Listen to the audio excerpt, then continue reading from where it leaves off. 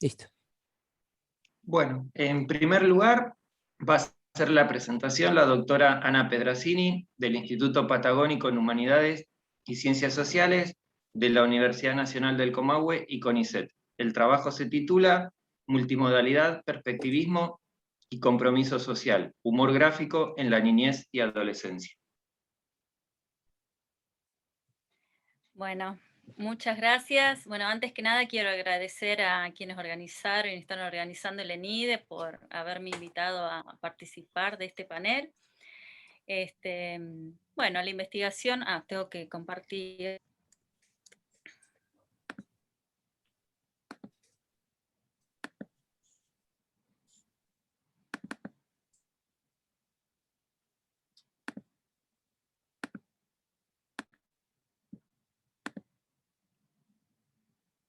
¿Ven bien ahí?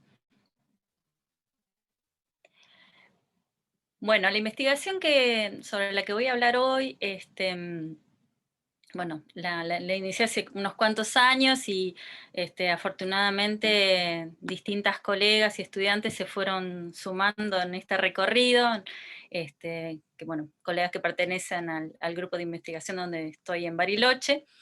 Y me gustaría arrancar con esta diapositiva en la que de alguna manera aparecen las distintas palabras clave, ¿sí?, que nos van a acompañar en el transcurso de esta presentación. En primer lugar, el binomio comunicación-cognición, ¿sí?, como dos fenómenos que están inherentemente relacionados y que juegan un rol muy importante cuando focalizamos en el aprendizaje, en la niñez y adolescencia. Y esto relacionado también con la corriente de la multimodalidad, que ha cobrado muchísimo peso en el ámbito académico y también educativo, y que plantea que cuando comunicamos lo hacemos articulando una diversidad de modos o sistemas semióticos, que cada uno de estos modos semióticos tiene sus especificidades y además que lo verbal es uno entre una diversidad de sistemas, ¿no? Voy a hablar del humor gráfico, también de la sátira. Voy a referirme a los sentidos figurados, que son recursos sumamente relevantes cuando hablamos de humor.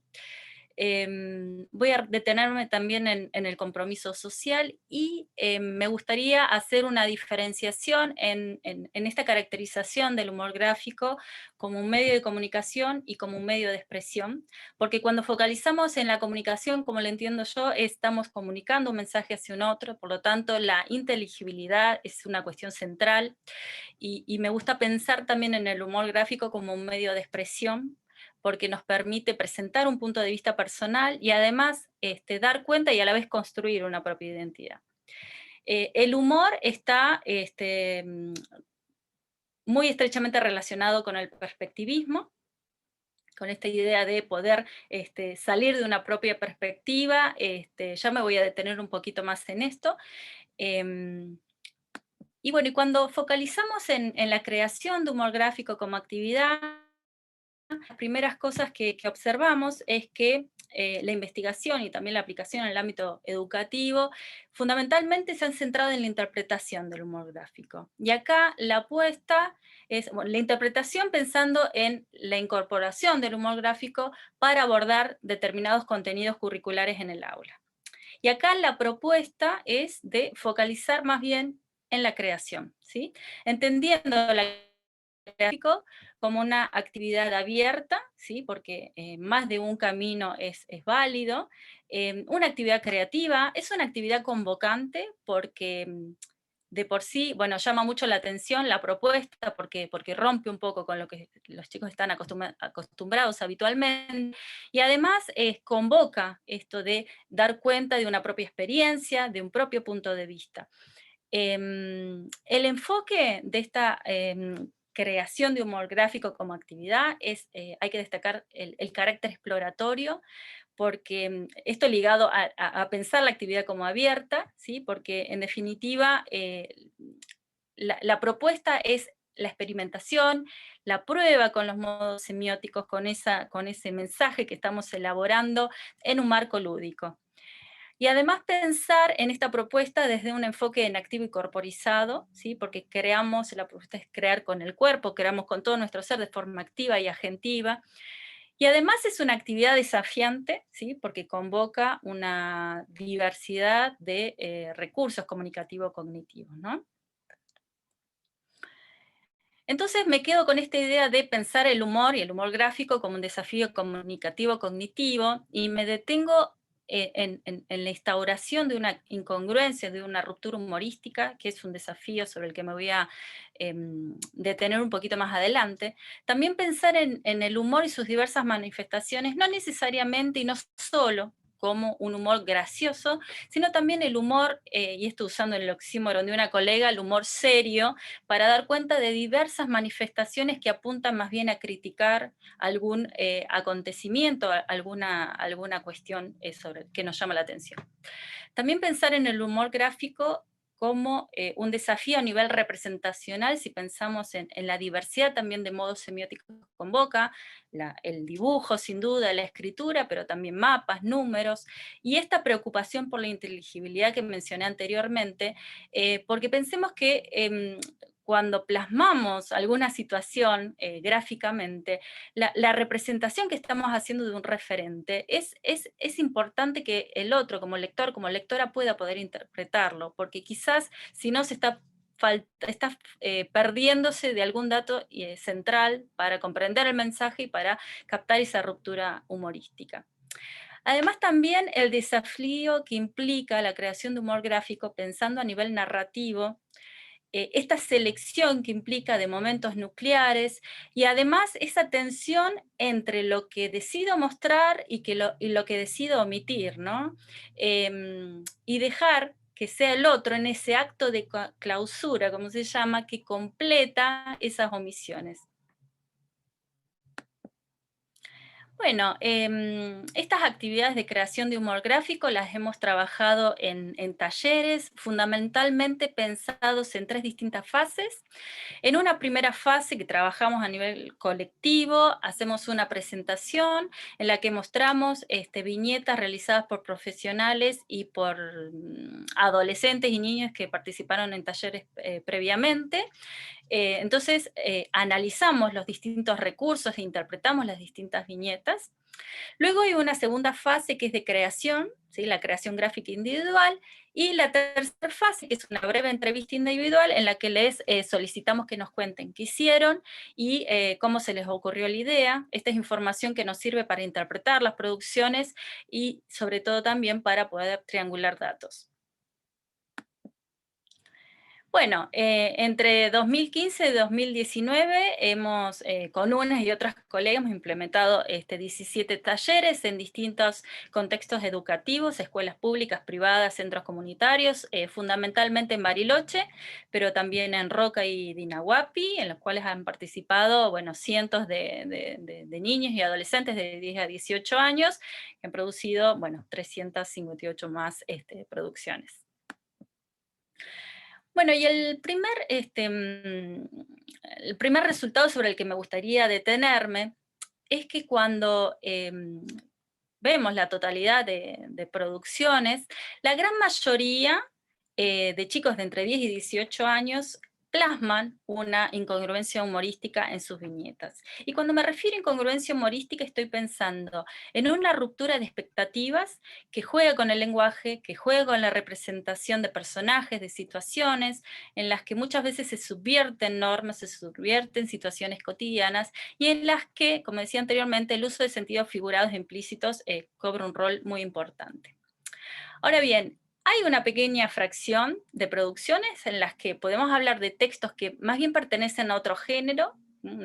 La verdad que de cientos de producciones habrá 5 o 6 casos en los que solamente encontramos paisajes, o algún que otro caso en los que encontramos escudos. Y luego hay un grupito de producciones en las que identificamos una narrativa gráfica, ¿sí? Multimodal, pero en la cual quizás no hay una ruptura humorística. ¿sí? En estas narrativas gráficas sí podemos hablar de, como decía anteriormente, la identificación, selección, plasmar, digamos, momentos nucleares de una trama, y la incorporación de distintos componentes del género, como el caso de distintos tipos de globos, ideogramas, onomatopeyas, carteles o cartuchos que sitúan espacial y temporalmente esa trama. Entonces, de esto lo que podemos concluir inicialmente es que de por sí la construcción de una narrativa multimodal es un desafío importante, pero la instauración de una incongruencia humorística es un desafío suplementario. Fíjense en este contraste de dos tiras que parten de un mismo género, el género de terror, y cómo contrasta la resolución. En la primera tira tenemos, bueno, una producción de Agustín, el personaje está viendo una película y dice, me da miedo la peli, en el televisor se ve un personaje con un arma. En la segunda viñeta, ¿qué pasó? Se cortó la luz, ¿sí? Como está muy eficazmente graficado ese corte de luz. En la tercera viñeta se escucha, ¿quién anda ahí arriba? Y en la última, ¿quién sos? Tu peor pesadilla, Jess Killer, el más malo. Fíjense en la segunda tira de Tania, que parece de la misma película, hay alguien en el armario, soy tu peor pesadilla. ¿Quién sos? Soy un monstruo. Vamos a tomar el té, sí, ahí te lo traigo, ¿no? Cómo contrasta el quiebre de ese género de terror en la última viñeta. Bueno, ahora me gustaría detenerme en los sentidos figurados que se instauran en las producciones y lo que observamos era que cuando se instauraba una ruptura humorística, había un grupo muy importante de textos en los que había una diferencia en los recursos a nivel cognitivo y discursivo de los recursos que se utilizaban. Unos recursos en los que la ruptura viene en un mismo campo semántico, ¿sí? Como por ejemplo cuando exageramos una misma situación o estamos invirtiendo el rol de personajes, y eso contrastaba con otras producciones en las que la ruptura es más compleja porque los recursos requieren tener en cuenta dos campos semánticos de forma simultánea, como es el caso de la metáfora, en la que estamos refiriéndonos a determinado campo semántico a partir de otro campo semántico que no guarda relación, ¿sí? El caso, por ejemplo, de los juegos de palabras en los que se juega con el doble sentido también estarían dentro de este mundo, digamos. Y fíjense, la personificación la puse un poco a medio camino entre una y otra, porque si bien sería análogo al funcionamiento de una metáfora, porque en definitiva es un animal que está representado con atributos de humano, por ejemplo, o un objeto, si se quiere, cognitivamente hablando, sería como algo un poco menos complejo, porque los chicos desde muy temprana edad están acostumbrados, tanto a nivel de interpretación como de producción, de encontrar y de representar soles, por ejemplo, con caritas, ¿no?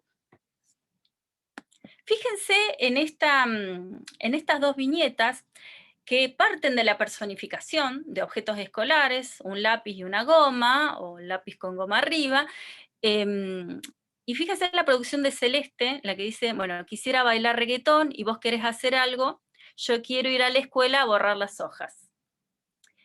Bueno, acá sin duda está la personificación y una situación absurda, ¿no? Ahora, fíjense el caso de Santiago, cómo la ruptura se da por los rasgos conceptuales de los objetos, es decir, que la ruptura acá tiene un sentido cognitivo. Santiago juega con el trazo, ¿sí? Fíjense el lápiz 1 con el número 1 y el otro lápiz con el número 2, y como él recurre a la metáfora de la relación amorosa para construir, para hacer esa ruptura. No sos vos, es tu trazo. Bueno, ahora me gustaría referirme a esto que hablaba antes de compromiso social, compromiso cívico, y que tiene ciertos rasgos con la sátira. En esas producciones en las que la intencionalidad no es una intencionalidad de divertir al otro, sino más bien una intencionalidad comprometida, hablo de motivación comprometida, cuando lo que se busca, el autor busca, es denunciar criticar, alertar a la población, al lector, sobre determinada problemática sociopolítica, ¿no? Y en esto hay como una moral subyacente, y en ese sentido se acerca un poco a rasgos de la sátira. Esta es una producción de Luciano, en la que él realiza una denuncia de la dependencia a los celulares y a las redes sociales, esto de estar conectados, siempre conectados, ¿no? A través de una metáfora hospitalaria, en la cual el celular reemplaza al medicamento, al suero, etcétera, que nos permite mantenernos en vida. Bueno, y me referí anteriormente al perspectivismo y cómo el perspectivismo es una condición sumamente relevante en la producción de humor, porque implica necesariamente la toma en consideración de múltiples perspectivas. Y además pensemos en una corriente dentro de los estudios de humor que focaliza en la descarga, el humor como descarga, el humor como un mecanismo de afrontamiento ante situaciones de estrés, ante situaciones de angustia, que nos permite de alguna manera cambiar de perspectiva y ver esa situación estresante como menos amenazante, por ejemplo, ¿no? Ahora, el perspectivismo, estas múltiples perspectivas, pueden ser puestas en paralelo a nivel discursivo, con el concepto de polifonías, ¿sí? Porque las polifonías lo que tienen en cuenta es justamente estas distintas voces que se superponen en un mismo discurso, ¿no?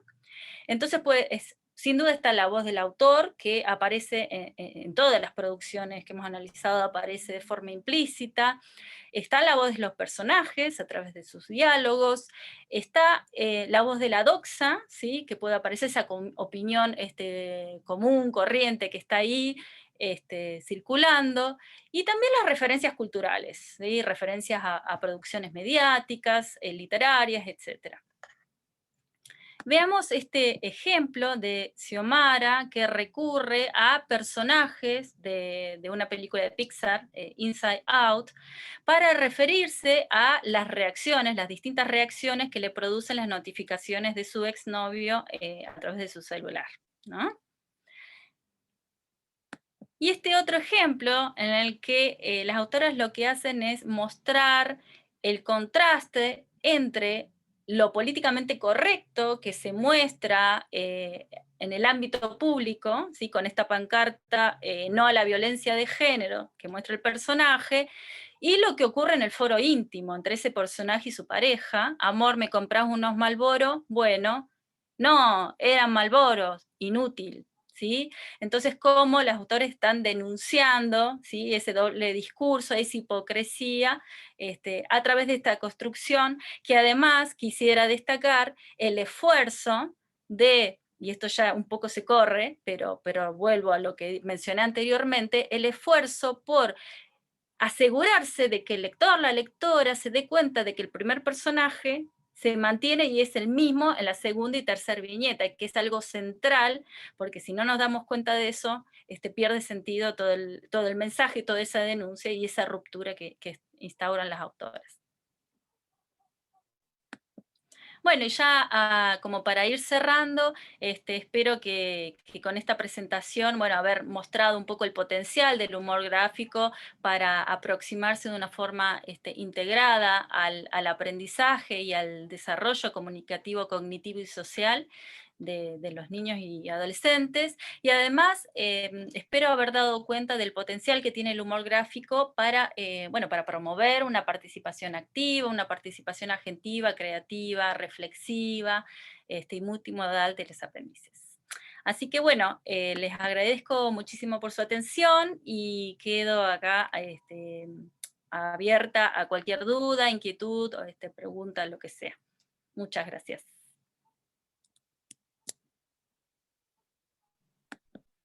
Muchas gracias, Ana.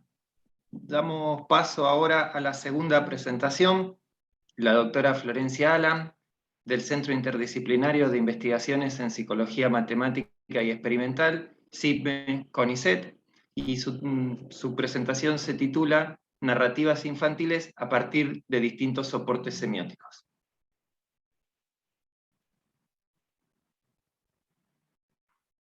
Muchas gracias. Voy a poner la presentación. Bueno, se ve bien, ¿no? Bueno, muchas gracias por la invitación al panel, a toda la gente que está organizando el encuentro. Yo voy a presentar un trabajo que es parte de mi proyecto como investigadora asistente, que lo dirigen Celia Rosenberg y Nora Scheuer, a quienes les agradezco mucho todos los comentarios que me hicieron sobre el trabajo en general y para esta presentación. El trabajo se titula Narrativas infantiles a partir de distintos soportes semióticos. Diversos investigadores han señalado la importancia de la narrativa en el desarrollo lingüístico y cognitivo de los niños, no solo por el papel que esta herramienta discursiva reviste en la comunicación humana y en la estructuración de la cognición, sino también por su contribución a la configuración de la identidad individual y comunitaria. Como sostiene Nelson, alrededor de los 5 años de edad, los niños alcanzan un dominio del discurso narrativo, tal que les permite acceder y participar de los conocimientos y construcciones culturales de la comunidad en la que viven, entre ellos los relatos de mundos alejados de la propia experiencia, o sea, relatos ficcionales. El desarrollo de las narraciones, en tanto forma de discurso y de pensamiento, requiere de habilidades relacionadas entre sí que posibilitan elaborar un discurso coherente. Estas habilidades implican, entre otras, el mantenimiento de la referencia de los participantes presentes en el relato, la creación de conflictos y desviaciones y su posterior resolución, así como también la atención a las señales provistas por los interlocutores para negociar el grado de explicitud y de contextualización del relato. Teniendo en cuenta esta serie de habilidades, muchos de los estudios que atendieron a la producción narrativa infantil se han focalizado en el análisis de la superestructura, es decir, cómo se organiza el relato, y en la microestructura, es decir, el proceso de textualización de la narrativa. Bueno, en relación con la superestructura narrativa o esquema narrativo es la forma global que define cómo se ordena el discurso y las relaciones que se establecen entre sus partes. Como sostiene Van Dijk, la superestructura se constituye a partir de categorías y reglas de formación. Las reglas marcan el orden en el que se presentan esas categorías. Stein y Glenn elaboraron una red jerárquica para dar cuenta de la estructura de los relatos ficcionales. Esta estructura está compuesta por una categoría introductoria, que es la escena, y un sistema de episodios. En la escena se presenta el protagonista y generalmente contiene información acerca del contexto físico o temporal. El sistema de episodios incluye una secuencia de 5 categorías: un evento inicial en el que se presenta la acción, evento o suceso que causa una respuesta en el protagonista, una respuesta interna, que es una emoción, cognición o el propósito que tiene el protagonista, el intento que lleva a cabo el protagonista para lograr su propósito, una consecuencia que a través de una acción o un evento marca el logro o el fracaso del propósito del protagonista, y una reacción, que es una emoción, cognición, acción o estado final que expresa los sentimientos del protagonista acerca del logro o fracaso de este propósito que tenía. En relación con la microestructura, uno de los aspectos que se ha estudiado es el establecimiento de la cohesión textual a través del anclaje referencial. Los trabajos que se focalizaron en el estudio de los recursos para establecer y mantener la referencia en las narrativas infantiles se han focalizado en su mayoría en el estudio de la referencia endofórica. Esto es, las referencias para señalar a los personajes al interior del texto, con el objetivo de evaluar la cohesión textual. Por ejemplo, como se muestra ahí en el ejemplo, los referentes desconocidos se introducen con sintagmas nominales indefinidos, es decir, un príncipe o un dragón, y con sintagmas nominales definidos cuando ya son conocidos, como el príncipe. Sin embargo, en la interacción cara a cara, los interlocutores se valen no solo de recursos textuales, sino también del conocimiento compartido que se produce en la situación a partir de los gestos, las miradas, las acciones y los objetos presentes, anclando así las referencias en la situación comunicativa en tanto que es efectivo para la interacción. Como se muestra en el ejemplo, cuando el niño dice "el batacó" y para desambiguar usa el gesto de señalar.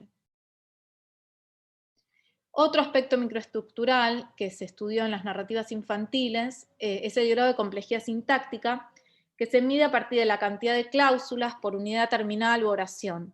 Esto permite poder contabilizar la cantidad de cláusulas subordinadas. Y estos estudios mostraron diferencias según la edad, así como también según la estructura narrativa. En el ejemplo sería la subordinada de que estaba muy enojado.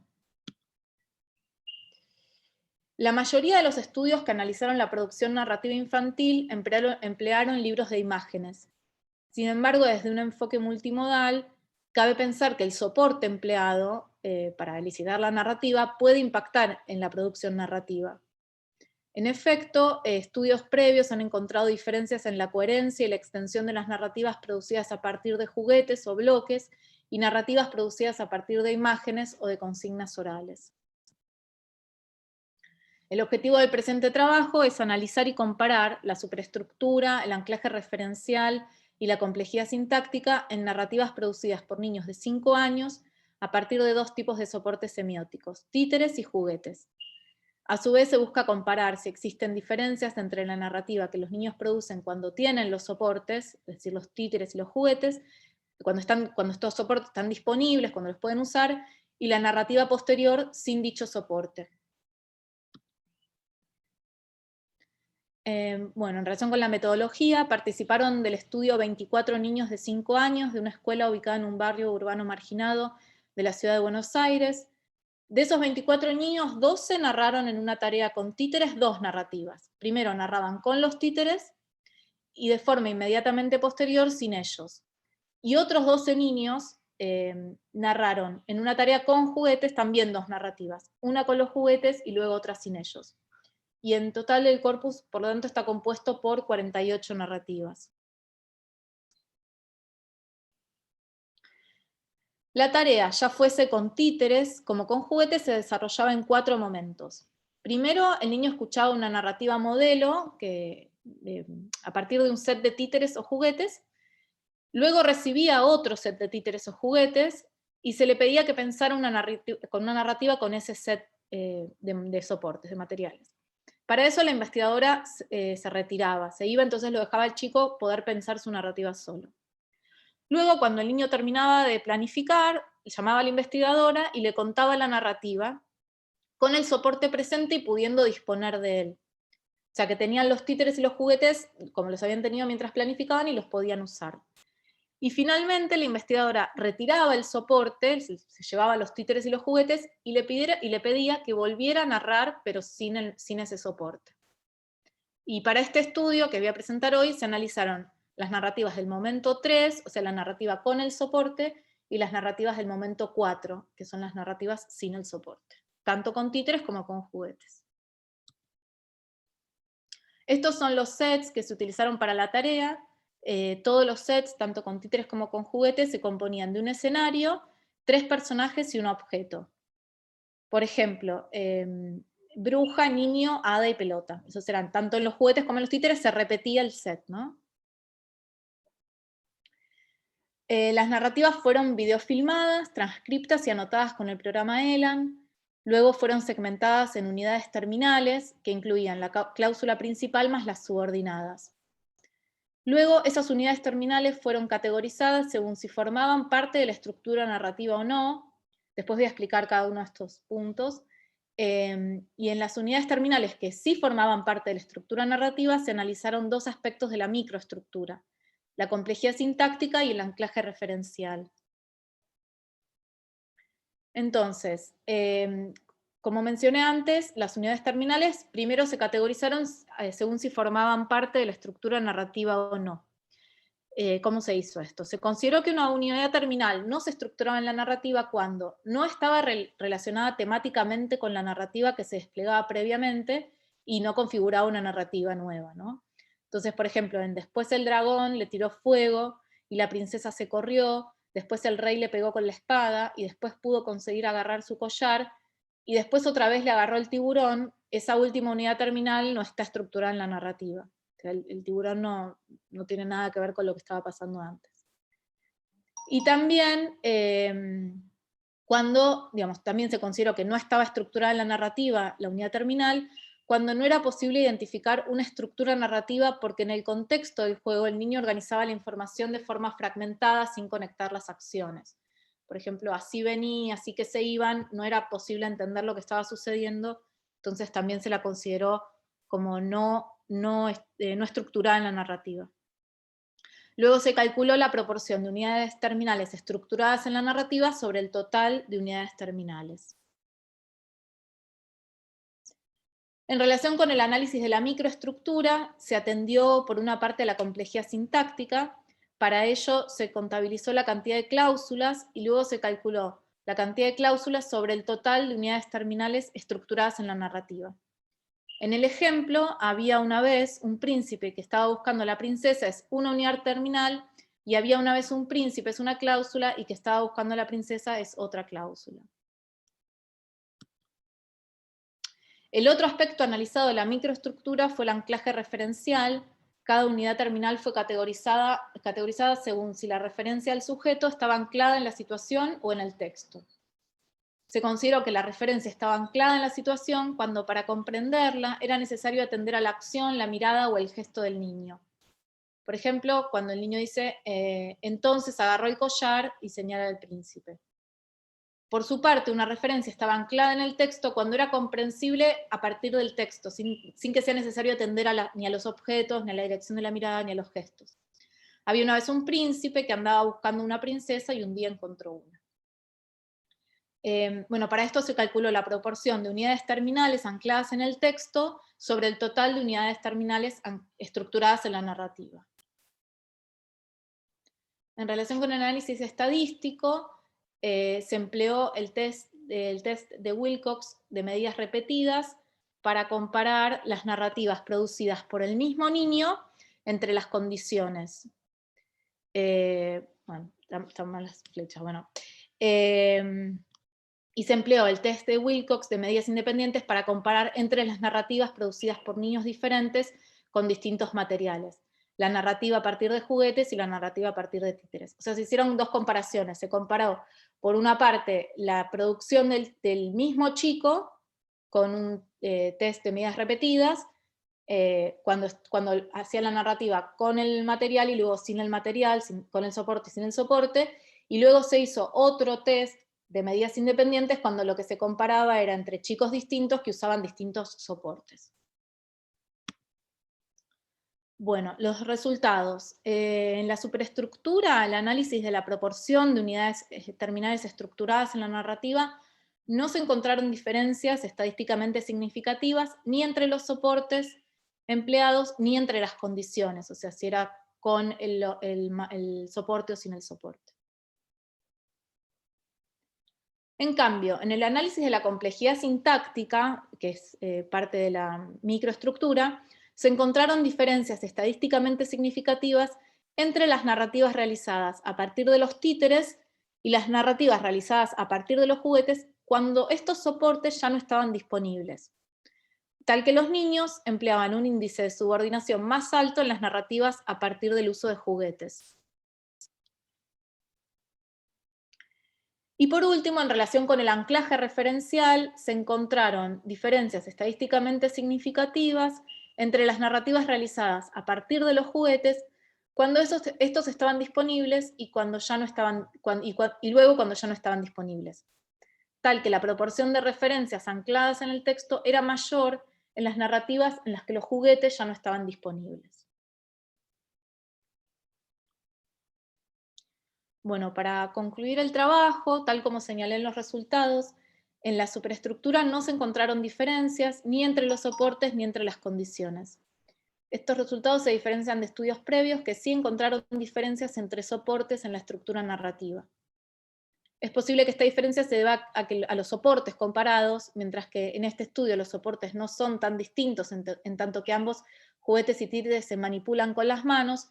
Los trabajos previos relacionaron comparaciones entre soportes muy diferentes, por ejemplo, juguetes o imágenes, o juguetes y una consigna oral. Al nivel de la microestructura sí se encontraron diferencias, y llamativamente estas diferencias se evidenciaban únicamente cuando los soportes ya no estaban disponibles. El hecho de que las diferencias se encuentren únicamente en la narrativa sin los soportes permitiría pensar que no se trata de diferencias entre los niños, en tanto que no son medias repetidas en ese caso, sino un impacto del soporte, en tanto que la primera narrativa uno podría pensar, si bien no fue la idea, pero uno podría pensar que funciona como una medida niveladora, o sea que puede mostrar que los chicos no tenían diferencias en la producción narrativa. En efecto, las narrativas realizadas a partir del uso de juguetes presentaban una mayor complejidad sintáctica que las narrativas a partir del uso de títeres, pero únicamente cuando los soportes ya no estaban disponibles. En el caso del anclaje referencial, mientras que en las narrativas con los títeres no había diferencias significativas entre las condiciones, en las narrativas a partir de los juguetes, las narrativas presentaban un mayor anclaje textual cuando los niños ya no disponían de los juguetes. Estos resultados sugieren que el soporte, una vez empleado, puede seguir siendo un andamiaje cuando está ausente. Cabe preguntarse si las diferencias que se observan en la narrativa sin el soporte se debe a que es una segunda instancia de narración, o sea, los chicos ya narraron una vez y esta es una instancia de narración inmediatamente posterior, o al hecho de que ya no tener los soportes también puede ser un facilitador para la elaboración de algunos aspectos microestructurales. Las diferencias observadas entre los resultados de la superestructura y la microestructura permite suponer que en la narrativa en la que los niños disponen del soporte, configuran la superestructura narrativa a partir de la presencia del material y de las acciones que hacen con ellos. Luego, cuando ya no disponen de esos soportes, recuperan el esquema narrativo previamente elaborado. Pero al no tener que configurar dicho esquema, porque ya lo hicieron previamente, pueden elaborar en mayor medida aspectos microestructurales de la narrativa, tales como el anclaje referencial y la complejidad sintáctica. O sea que una vez que ya tienen armado ese esquema narrativo, pueden como concentrarse en otras cuestiones más microestructurales. Es una idea, ¿no? Sin embargo, como se pone de manifiesto en los resultados de la comparación entre los soportes, esto solo se produce cuando los niños emplean juguetes, no cuando emplean títeres. Bueno, ¿por qué? Una posibilidad es que las diferencias entre los soportes se deban a que los niños están más habituados a jugar y a construir relatos en el marco de juegos con juguetes y no tanto con títeres. También es posible que la forma de la manipulación de los títeres, al tener que ponérselo en los dedos, eran títeres de dedo, les resulte más difícil, en especial al tener que cambiar de personaje. De hecho, se observó que en muchos casos los niños no se ponían los títeres en los dedos, sino que los manipulaban como juguetes. Pero como no tenían la consistencia de un juguete, muchas veces no se mantenían parados, y eso les dificultaba la manipulación y por lo tanto la construcción narrativa, dado que ambas acciones, manipular los materiales y narrar, se hacían en simultáneo. Y en trabajos futuros sería interesante profundizar el análisis para ver si existe una relación entre la manipulación que cada niño hace del material y la narrativa que construye, o sea, hacer un análisis más microdiscursivo. Estos resultados permitirían pensar que no es el soporte en sí mismo, sino las acciones que se llevan a cabo, aquello que puede incidir en la producción narrativa. Muchas gracias.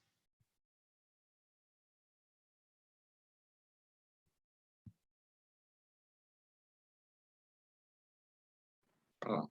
Gracias, Florencia. Y bueno, finalmente daremos paso al último trabajo de este simposio.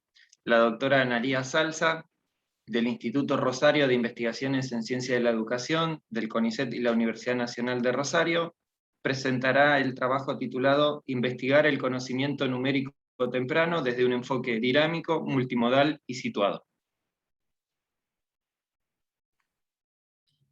Gracias, Cristian. Me sumo a los agradecimientos de Ana y de Florencia por la organización de este simposio. El objetivo de esta presentación es compartir una aproximación dinámica al estudio de la emergencia y transformación del conocimiento numérico en la primera infancia, en base a investigaciones que realizamos en nuestro equipo con niños y niñas de entre 1 año y medio y 4 años de edad. En estos estudios nos proponemos dialogar con paradigmas de investigación de amplia circulación y reconocimiento en este campo de conocimiento y para las edades que nos interesan, como es el enfoque de los niveles de conocimiento cardinal. Dicho enfoque propone una progresión lineal de adquisición de los primeros números. Para ello se centra, por un lado, en la comprensión del significado cardinal de las palabras número orales, 1, 2, 3, y por otro, en la precisión con la que niños y niñas responden verbalmente y o actuando sobre objetos en tareas estructuradas como dame un número y cuántos hay. De esta manera se restringen las situaciones y los parámetros investigados, a tal grado que puede ser difícil reconocer aspectos relevantes de la dinámica de los procesos de desarrollo numérico y de aprendizaje, tal como ocurren en el flujo continuo y multimodal de la experiencia. Nuestro punto de partida es que si focalizamos la atención en la comprensión de las palabras número, captamos solo parte del proceso. En sus primeros años de vida, los niños comienzan progresivamente a apropiarse de una diversidad de signos para comunicar y representar cantidades. En este periodo, cantidades generalmente pequeñas. Además, no examinamos únicamente el desempeño correcto a ciertas edades. Nos proponemos conocer los ensayos, los esfuerzos puestos en juego por los niños, ya que revelan una búsqueda de significado y organizaciones transitorias de conocimiento numérico, emergente o en consolidación. Finalmente, el conocimiento numérico se realiza en situaciones y entornos relevantes y significativos y en las prácticas y en los intercambios culturales en los que las niñas y los niños participan. Para ejemplificar esta aproximación al estudio de los primeros pasos en el conocimiento numérico, seleccioné parte de los resultados de una serie de estudios que emplean como aproximación metodológica diseños transversales mixtos, intersujetos e intrasujetos. Estos estudios se llevaron adelante entre los años 2014 y 2020, junto con Jimena Rodríguez y Eduardo Martí. En la tarea Dame un número, los niños trabajan con una colección, por ejemplo, de 16 peces de juguete. Y en sucesivos ensayos se les pide que coloquen una determinada cantidad en una pecera, con una consigna muy simple.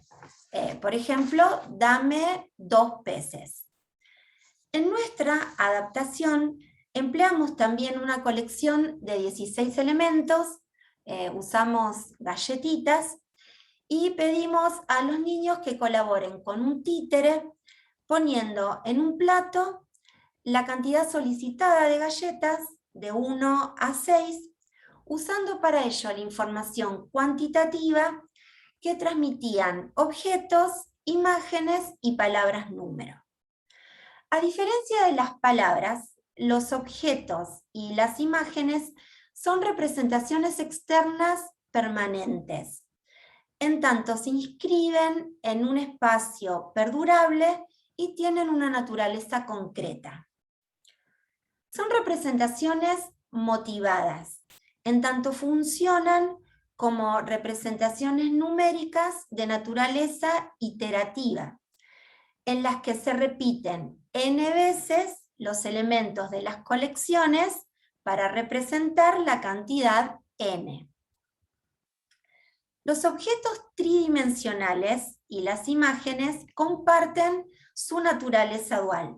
Son objetos con propiedades físicas específicas y simultáneamente formas de representación que remiten a algo distinto a ellas mismas. En este caso, un determinado valor cardinal. Sin embargo, promueven objetos e imágenes distintos tipos de acciones. Con colecciones de objetos, los niños pueden separar sus elementos, cambiarlos de posición, apilarlos, formar colecciones más pequeñas y luego volver a agruparlos en la colección mayor. Por el contrario, las imágenes constituyen un todo y sus elementos no pueden ser tratados de forma individual. Las posibilidades de exploración, de manipulación y de juego, entonces, son más reducidas. Si bien en estos estudios comparamos distintos grupos de edad, esta presentación se centra en niños y niñas de 3 años. Los objetos tridimensionales con los que trabajamos son tapas de botella y las imágenes, colecciones de círculos del mismo color. En los ensayos con las representaciones iterativas se presentaba, por ejemplo, un conjunto de tapas y se pedía a los niños que las utilizaran para saber cuántas galletas poner en el plato. ¿Qué vías de análisis empleamos? El tipo de respuesta, correcta o incorrecta, y la variedad de recursos puestos en juego. Conocer los recursos que se activan y se van configurando de maneras diversas durante la resolución de la tarea, creemos que es clave para una comprensión situada de las diferentes formas en que los niños se involucran en la actividad numérica, así como para apreciar el sentido de sus respuestas y de sus acciones. En un primer acercamiento a los datos, consideramos el desempeño general en la tarea Dame un número en función del modo semiótico. Y encontramos variaciones muy sugerentes al interior de cada grupo de edad. En los 3 grupos se reproduce el perfil de desempeño que aquí observamos a los 3 años. Una frecuencia significativamente más baja de respuestas correctas en los ensayos con palabras número y un efecto facilitador cuando la información cuantitativa se transmitía a los niños a través de las representaciones iterativas. Para las respuestas incorrectas, calculamos la proporción de errores próximos. Un error próximo es poner una galleta de más o de menos en el plato sobre el total de errores, los próximos y los distantes, nuevamente para cada modo semiótico. El objetivo fue explorar si las distintas representaciones numéricas promovían respuestas aproximadas, aunque no exactas, a los valores cardinales solicitados. En tanto, las respuestas aproximadas podrían ser evidencia de comprensiones emergentes de la cantidad. Para este tipo de respuestas encontramos un patrón de resultados similar al que recién vimos en las respuestas correctas. Regresando a las respuestas correctas, un tercer acercamiento a los datos examina en qué valores cardinales específicos se registran los efectos de la modalidad semiótica.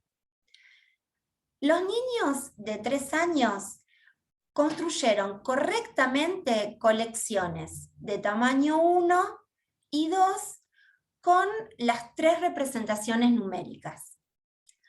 Por el contrario, tuvieron muchas dificultades en la construcción de colecciones de tamaño 5 y 6, con ausencia de respuestas correctas en los ensayos con palabra número en estos valores cardinales. Fue en la construcción de colecciones de 3 elementos cuando tuvieron un desempeño superior con imágenes que con palabras número, sin diferencias cuando esta cantidad se solicitó mediante objetos y palabras y mediante imágenes y objetos. Por lo tanto, el efecto de las representaciones iterativas parecería ser determinante en los valores cardinales emergentes. Ahora bien, los valores cardinales emergentes están también en estrecha sintonía con el contexto de presentación y de resolución de la tarea. En las actividades cotidianas, raramente un modo semiótico se presenta de manera aislada. Las personas estamos constantemente expuestas y hacemos uso de combinaciones de modalidades semióticas con la intención de producir sentido y comunicarlo a otros. Aquí podemos observar qué sucedió cuando a otro grupo de niños de 3 años les presentamos las colecciones de tapas y en imágenes con su correspondiente palabra número, que es lo que llamamos presentación bimodal. En estos casos, la consigna era Winnie Pooh, que era el personaje que utilizábamos. Winnie Pooh quiere que pongas 2 galletas en el plato, presentando al decir 2 la tarjeta con 2 círculos o 2 tapas. En estos casos, en este contexto, los valores cardinales 1, 2 y 3 se manifiestan como valores cardinales consolidados y el tamaño 4 como valor cardinal emergente. Cuando en los resultados que estábamos viendo en la presentación unimodal se manifestaba como valor cardinal emergente el tamaño 3. Otra mirada sobre los datos fue identificar los recursos, por lo cual no nos bastó constatar cuáles fueron las respuestas finales, correctas e incorrectas, de los niños, sino que atendimos a su actividad ante cada pedido de galletas, donde dirigían su mirada, sí y qué decían, si se valían de los dedos para llegar a la respuesta y de qué manera lo hacían. Esta tabla vuelca los resultados de un análisis recurrente de las filmaciones de las sesiones de trabajo que derivó en la identificación de 3 tipos de recursos, cuando los niños trabajaban con imágenes y con objetos. Cuantificación, correspondencia 1 a 1 y conteo. Las variaciones al interior de las cuantificaciones reflejan nuestro interés por registrar cómo los niños desplegaban un recurso determinado. Por ejemplo, cuando cuantificaban, ¿cómo lo hacían? Exclusivamente con palabra número, o utilizaban composiciones de palabra y gesto. Entonces, poder registrar cómo desplegaban un recurso y para qué lo hacían. Por ejemplo, las cuantificaciones se ponían en juego para evaluar y comunicar el valor cardinal de la colección estímulo, esto es, de la colección de tapas o la colección en imágenes. Después los niños utilizaban ese signo como instrumento para la construcción de la colección solicitada, la colección de galletas. Como acabamos de ver, los niños de 3 años construyeron correctamente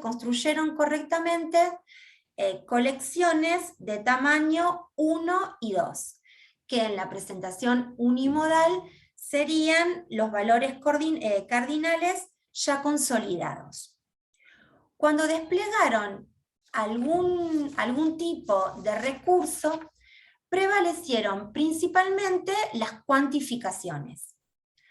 Al interior de las cuantificaciones predominó la evaluación y la comunicación de las cantidades 1 y 2 con palabras número exclusivamente, con algunas cuantificaciones en las que se utilizaban composiciones, palabra número y gesto, y muy pocos gestos numéricos. Con los valores cardinales 3 y 4, aunque descendió el número de respuestas correctas, en la mayor parte de ellas los niños desplegaron algún tipo de recurso.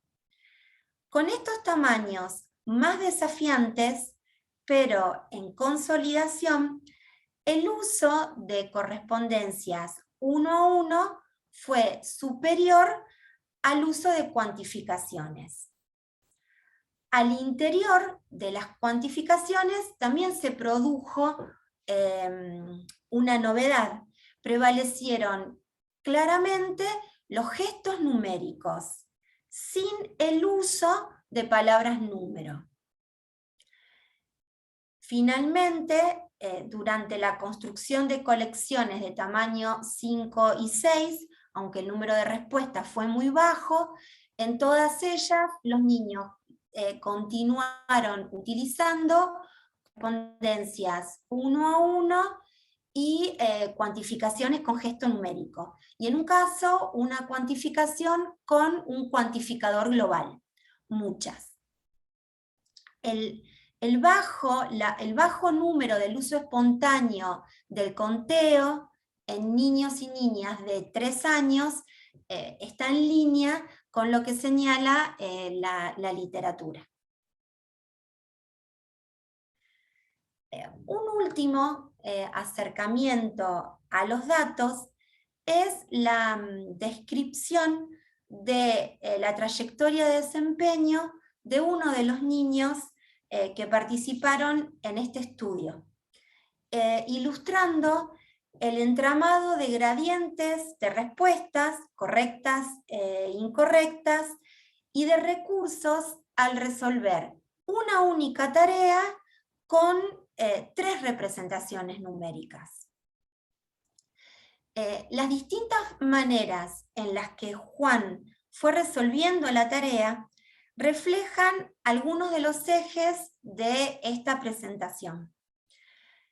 Por un lado, cómo la comprensión cardinal de los primeros números no sigue una secuencia fija ligada a etapas más o menos estáticas de conocimiento. Por otro, cómo las representaciones permanentes e iterativas revelan este proceso continuo de apropiación del número, que el uso exclusivo de palabras número no permitiría capturar. ¿En qué estamos trabajando actualmente? Junto con Andrea Taberna, en estudios longitudinales de caso único. En estos estudios, nuestro objetivo es identificar, describir y analizar la emergencia y apropiación progresiva de los primeros signos numéricos. Pero nuevamente, nuestro foco de atención no recae exclusivamente en la frecuencia y el tipo de input numérico verbal, sino que buscamos articular aspectos funcionales, para qué se usan los números, y aspectos instrumentales, cómo se usan los números en actividades e interacciones cotidianas en el contexto familiar. Muchas gracias.